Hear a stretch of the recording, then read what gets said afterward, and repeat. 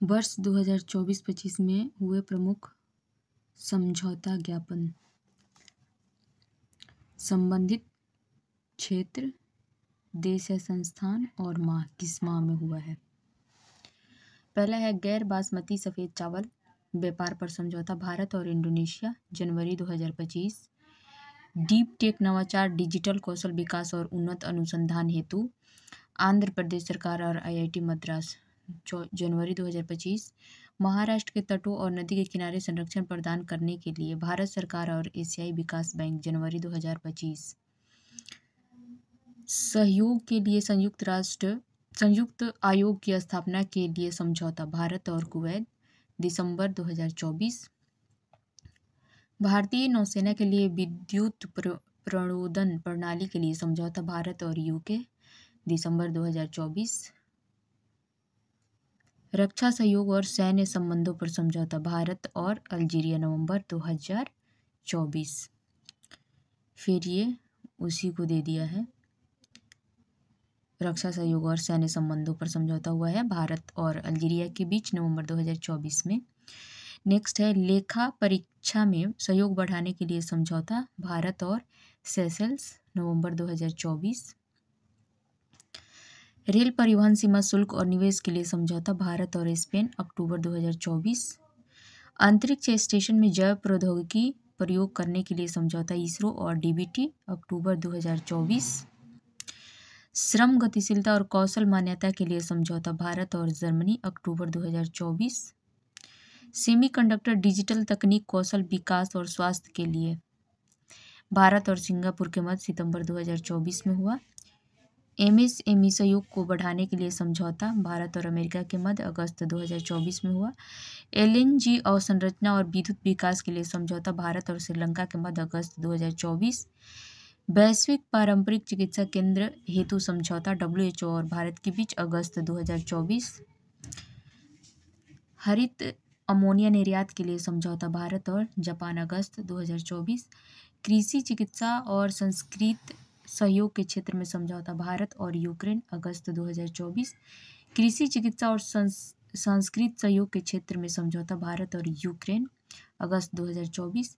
गुजरात के लोथल में समुद्री विरासत परिसर को विकसित करने के लिए समझौता हुआ है भारत और वियतनाम के बीच अगस्त 2024। जैविक उत्पादों के लिए समझौता भारत और ताइवान के मध्य जुलाई 2024 में। नेक्स्ट है एक जिला एक उत्पाद हितधारकों के लिए समझौता हुआ है भारत पे और इन्वेस्ट इंडिया जुलाई 2024 में। हाइड्रोजन फ्यूल सेल बस के लिए भारतीय सेना और IOCL के मध्य हुआ जून 2024 में।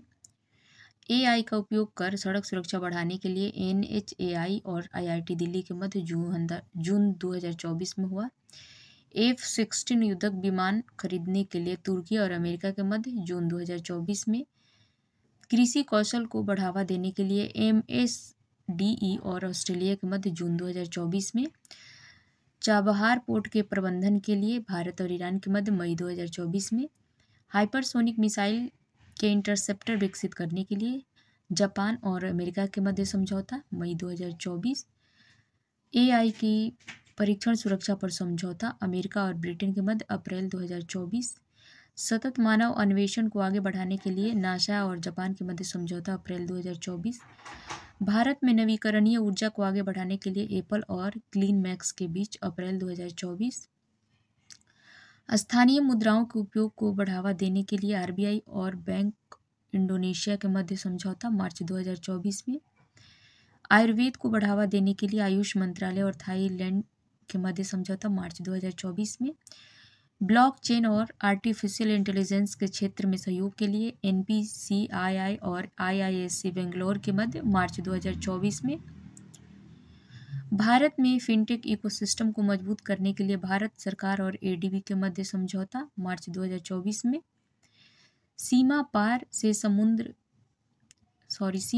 से मुद्रा के लेन देन को सुविधाजनक बनाने के लिए भारत और नेपाल के मध्य फरवरी 2024 में।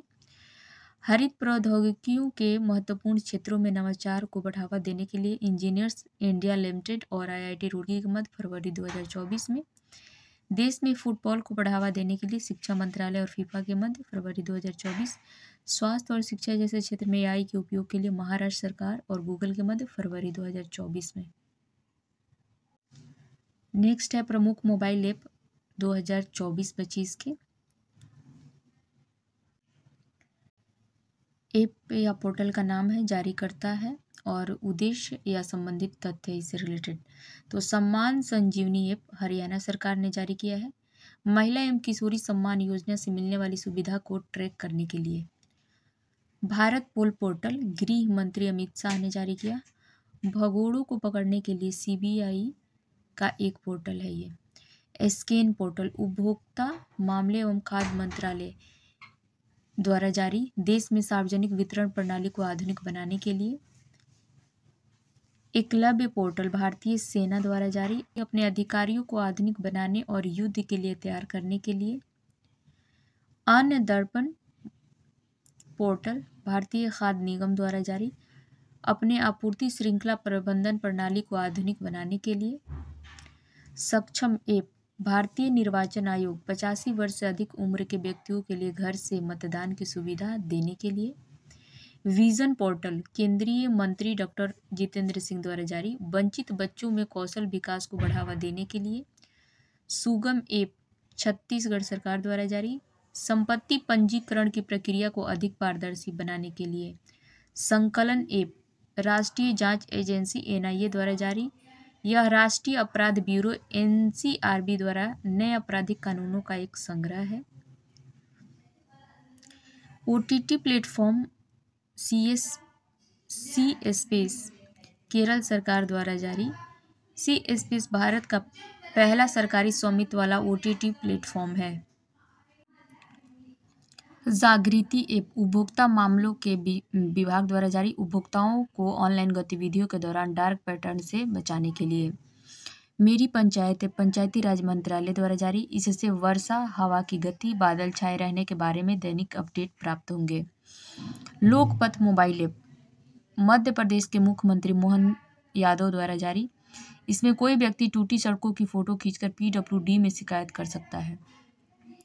सिटीजन सेंटिनल ऐप केरल सरकार द्वारा जारी, यातायात नियमों के उल्लंघन पर नजर रखने के लिए। एक पेड़ मां के नाम संचार मंत्री ज्योतिरादित्य सिंधिया द्वारा जारी, पर्यावरणीय स्थिरता में योगदान एवं मां के साथ अपने बंधन का जश्न मनाने हेतु। निवाहिका वेब पोर्टल एनआईटी कालीकट द्वारा जारी, डेटा प्रबंधन के लिए। हाथी ऐप असम सरकार द्वारा जारी, मानव हाथी संघर्ष और परिणामी मौतों को कम करने के लिए। निर्माण पोर्टल कोल इंडिया लिमिटेड द्वारा जारी, सिविल सेवा प्रारंभिक परीक्षा में उत्तीर्ण उम्मीदवारों को 1 लाख रुपए दी जाएगी। संज्ञान ऐप रेलवे सुरक्षा द्वारा जारी, देश में लागू 3 नए आपराधिक कानून के बारे में आरपीएफ कर्मियों को जानकारी देने हेतु। उपस्थिति पोर्टल झारखंड राज्य स्वास्थ्य विभाग द्वारा जारी, डॉक्टरों, मेडिकल स्टाफ और कर्मचारियों की दैनिक उपस्थिति सुनिश्चित करने के लिए। सारथी 20 ऐप सेबी द्वारा जारी, जटिल वित्तीय अवधारणाओं को सरल बनाने के लिए। प्रवाह पोर्टल भारतीय रिजर्व बैंक द्वारा जारी, सरकारी प्रतिभूतियों के लेन देन के लिए। बूथ राब्ता पोर्टल पंजाब सरकार द्वारा जारी, मतदाताओं के बीच चुनावी संबंधी जानकारी प्रदान करने के लिए। सारथी पोर्टल केंद्रीय कृषि मंत्री अर्जुन मुंडा द्वारा जारी, प्रधानमंत्री फसल बीमा योजना सहित बीमा उत्पादों हेतु कम्प्रेहेंसिव स्ट्रक्चर देना। नेक्स्ट है सी केयर्स पोर्टल केंद्रीय कोयला मंत्री प्रहलाद जोशी द्वारा जारी, कोयला खदान भविष्य निधि संगठन के रिकॉर्ड को डिजिटल बनाने के लिए। चौपाल ऐप संदीप बंसल द्वारा जारी, भोजपुरी का पहला ओटीटी ऐप। अनुवादिनी ऐप केंद्र सरकार द्वारा जारी, शिक्षा में बहुभाषावाद को बढ़ावा देने के लिए। Money to India app ICICI bank द्वारा जारी, ग्राहकों के अनुभव को बढ़ाने के लिए। संभव ऐप इंडियन आर्मी द्वारा जारी, सेना को बेहतर निर्णय लेने में सक्षम बनाने के लिए। भूमि राशि पोर्टल सड़क परिवहन और राजमार्ग मंत्रालय द्वारा जारी, भारत में राजमार्ग बुनियादी ढांचा विकास परियोजनाओं में तेजी लाने के लिए। पार्ट मित्रों ऐप वस्त्र मंत्रालय द्वारा जारी, जूट किसानों को सुविधा के लिए। मेरा युवा भारत ऐप नरेंद्र मोदी द्वारा जारी, युवाओं के विभिन्न राष्ट्र निर्माण कार्यक्रमों में सक्रिय भूमिका निभाने हेतु अवसर देने के लिए। आई स्टार टैलेंट कनेक्ट राजस्थान सरकार द्वारा जारी। नौकरी प्रदाताओं और नौकरी ढूंढने वालों को आपस में मिलाने के लिए। रोजगार प्रयाग पोर्टल उत्तराखंड सरकार द्वारा जारी। राज्य में रोजगार के अवसरों को एक ही पोर्टल पर उपलब्ध कराने के लिए। सरपंच संवाद ऐप असम के राज्यपाल द्वारा जारी। पूरे भारत में सरपंचों का एक डिजिटल नेटवर्क बनाने के लिए। इनकोर ऐप निर्वाचन आयोग द्वारा जारी। चुनावी प्रबंधन, नामांकन, गणना एवं परिणाम आदि की प्रक्रिया को सरल बनाने हेतु। भारत रत्न 2024 को देख लेते हैं। भारत सरकार ने 5 प्रतिष्ठित, ये है यहाँ पे ब्लर हो गया है, प्रतिष्ठित हस्तियों में कर्पूरी ठाकुर, लाल कृष्ण आडवाणी, एम.एस. स्वामीनाथन, पी.वी. नरसिम्हा राव और चौधरी चरण सिंह को भारत का सर्वोच्च नागरिक सम्मान भारत रत्न देने का ऐलान किया है। इसके साथ ही अब तक भारत रत्न पाने वाले कुल संख्या 53 हो गई है। पहला है कर्पूरी ठाकुर। कर्पूरी ठाकुर का जन्म 24 जनवरी 1924 को बिहार के समस्तीपुर जिले के पितौंझिया, जो अब नाम है इसका कर्पूरी ग्राम, गांव में गोकुल ठाकुर और राम दुलारी देवी के यहाँ हुआ था। उनका निधन 17 फरवरी 1988 को हुआ था। लोकप्रियता के कारण उन्हें जननायक कहा जाता है। उन्होंने 1952 में पहली बार सोशलिस्ट पार्टी के उम्मीदवार के रूप में ताजपुर निर्वाचन क्षेत्र से बिहार विधानसभा चुनाव जीता था। कर्पूरी ठाकुर वर्ष 1970, 71 और 77 से 79 तक 2 बार बिहार के 11वें मुख्यमंत्री रहे और वर्ष 1967 से 68 तक बिहार के उप मुख्यमंत्री रहे। वे बिहार के पहले गैर कांग्रेसी मुख्यमंत्री थे। उन्होंने भारत में पहली बार अन्य पिछड़ा वर्ग यानी ओबीसी को आरक्षण दिया। उन्होंने 1977 में मुख्यमंत्री बनने के बाद मुंगेरी लाल आयोग की सिफारिशों को लागू किया था।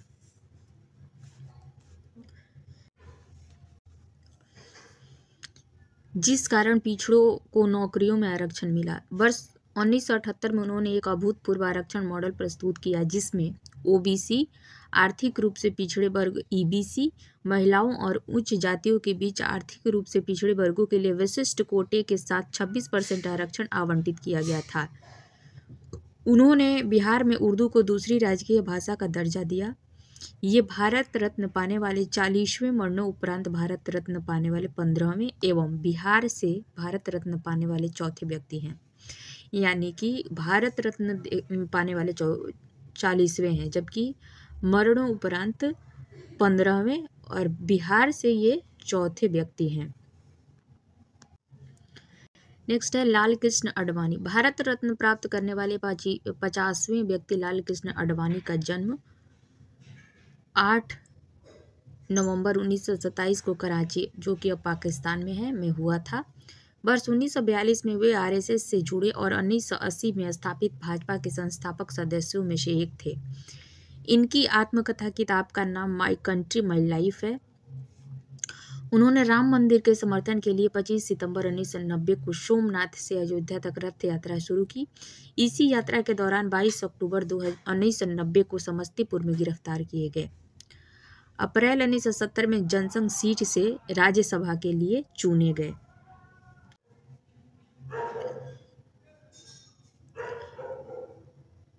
वर्ष 2002 से 2004 तक भारत के 7वें उप प्रधानमंत्री के रूप में कार्य किया।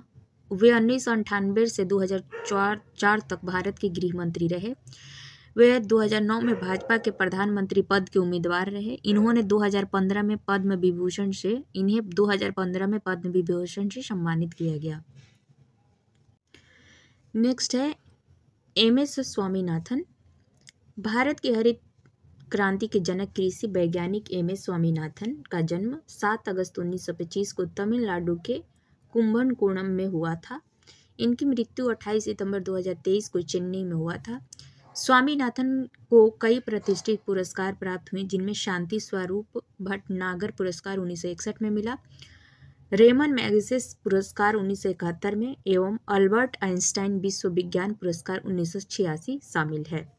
इसके साथ ही इनको पद्मश्री 1967, पद्म भूषण 1972, पद्म विभूषण 1989 से भी सम्मानित किया गया था। नेक्स्ट है पी.वी. नरसिम्हा राव। पीवी नरसिम्हा राव का जन्म 28 जून 1921 को वर्तमान तेलंगाना तब हैदराबाद था के वारंगल जिले के लकनेपल्ली गांव में हुआ था। इनका पूरा नाम पामुलापति वेंकट नरसिम्हा राव था। इनके पिता का नाम सीताराम राव था और माता का नाम रुक्माबाई था। वर्ष 1991 से 96 तक वे भारत के 9वें प्रधानमंत्री रहे। इन्होंने भारत के रक्षा मंत्री, विदेश मंत्री, गृह मंत्री के रूप में भी कार्य किया। वे 1971 से 73 तक आंध्र प्रदेश के चौथे मुख्यमंत्री रहे। 73वें और 74वें संवैधानिक संशोधन अधिनियम का कार्यान्वयन पीवी नरसिम्हा राव के कार्यकाल के दौरान हुआ था। नेक्स्ट है चौधरी चरण सिंह। चौधरी चरण सिंह का जन्म 23 दिसंबर 1902 को उत्तर प्रदेश के मेरठ जिले के नूरपुर में जाट किसान परिवार में हुआ था। इनके जयंती पर 23 दिसंबर को राष्ट्रीय किसान दिवस मनाया जाता है। इनकी मृत्यु 29 मई 1987 को हुई थी। सर्वप्रथम 1937 में छपरौली से उत्तर प्रदेश विधानसभा के लिए चुने गए। वे 1979 से 1980 तक भारत के 5वें प्रधानमंत्री रहे। हालांकि इस दौरान वे कभी भी संसद नहीं गए। वर्ष 1967 से 68 तक दोबारा 1970 में उत्तर प्रदेश के मुख्यमंत्री रहे।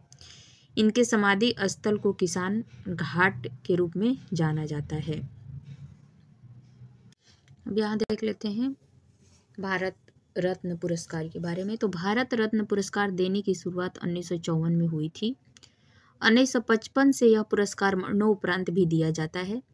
भारत रत्न पुरस्कार का आकार पीपल के पत्ते की तरह होता है। खेल जगत में भारत रत्न पाने वाले पहले व्यक्ति सचिन तेंदुलकर हैं। भारत रत्न पाने वाले पहले वैज्ञानिक सीवी रमन थे। भारत रत्न देने की सिफारिश प्रधानमंत्री द्वारा की जाती है। भारत रत्न पुरस्कार सफ़ेद रंग के फीते में पहनाया जाता है।